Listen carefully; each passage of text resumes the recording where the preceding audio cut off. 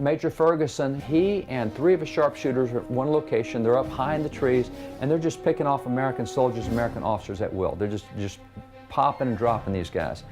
And they've been doing it all morning. And suddenly a guy comes riding into the picture, and there's actually 2 American officers.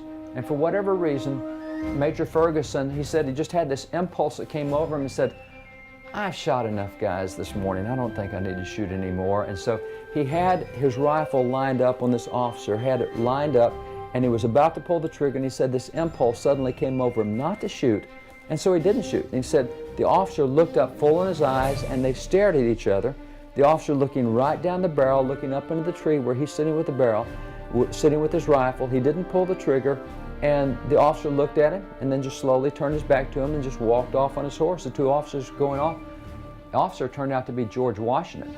Later, his men that were with him said, don't you know who that was? You could have ended the American Revolution.